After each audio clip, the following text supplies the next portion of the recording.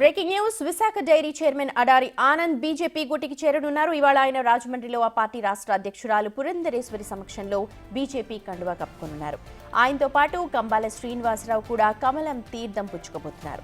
అడారి ఆనంద్ ఇటీవల వైసీపీకి రాజీనామా చేశారు. వ్యక్తిగత కారణాలతో వైసీపీ సభ్యత్వానికి రాజీనామా చేస్తున్నానని ప్రకటించారు.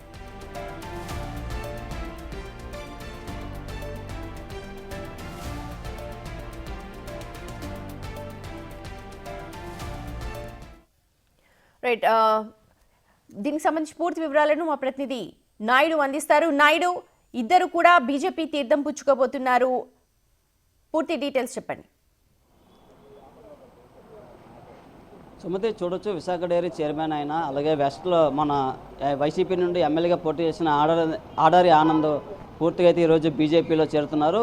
రాష్ట్ర అధ్యక్షులు పురంధేశ్వరి అధ్యక్షతన ఈరోజు మధ్యాహ్నం 2 గంటలకి బీజేపీ పార్టీలో అయితే వారు చేరుతున్నట్లు తెలుస్తున్న పరిస్థితి ఉంది. ఈ నేపథ్యంలో పూర్తిగా వైసీపీ పార్టీకి ఆయనతో పాటు 12 మంది విశాఖ డైరీకి చెందిన డైరెక్టర్లు 12 మంది పూర్తిగా రాజీనామా చేసిన పరిస్థితి. ఈ నేపథ్యంలో పూర్తిగా వాళ్ళైతే బీజేపీలో చేరుతున్నారు. అయితే వాళ్ళ చుట్టూ ఒక బిగిచి అయితే నడుస్తుందని చెప్పొచ్చు. ఎందుకంటే పూర్తిగా విశాఖ డైరీలో చాలా అక్రమాలు జరిగాయని గత ప్రభుత్వం అయిన ప్రతిపక్షంలో ఉన్న కూటమి అప్పుడు ఆడారి ఆనంద్పై ఆరోపణలు అయితే చేసిన పరిస్థితి. ఈ నేపథ్యంలో పూర్తిగా మొన్న వైసీపీ పార్టీ ఓడిపోవడంతో పూర్తిగా ఆయన ఈరోజు బీజేపీ చేరుతున్నట్టయితే తెలుస్తున్న పరిస్థితి ఉంది. ఈ నేపథ్యంలో పూర్తిగా ఆయన చుట్టూ తిరుగుతున్న కేసుల కోసం, అలాగే పూర్తిగా ఎన్నో డైరీలో అక్రమాలు జరిగాయి. వీటన్నింటినీ సేఫ్గా ఉండేందుకే ఆయన ఈ జాతీయ పార్టీలో చేరుతున్నట్లయితే తెలుస్తుంది. ఎందుకంటే బీజేపీ కూడా ఈయన చేరికపై ఒక ప్లస్ పాయింట్గా ఆలోచిస్తుంది. ఎందుకంటే పూర్తిగా ముఖ్యంగా పట్టణ ప్రాంతాల్లో బీజేపీకి బలం ఉంది, కానీ రూరల్ ప్రాంతాల్లో బీజేపీకి అయితే పెద్దగా పట్టడం లేదు. ఎందుకంటే ఉమ్మడి విశాఖ జిల్లాలో ఎక్కువ పెద్ద ఎత్తున పాడి రైతులు ఉన్న పరిస్థితి ఉంది. ఈయన విశాఖ డైరీ చైర్మన్గా పూర్తిగా 10 లక్షల పైగా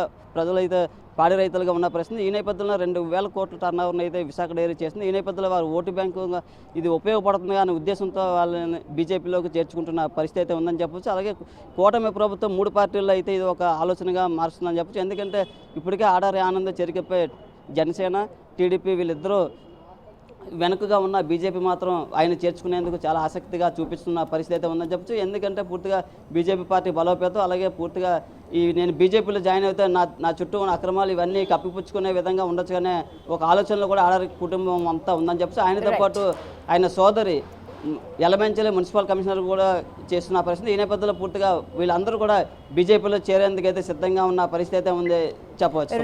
right, thank you so much Naidu.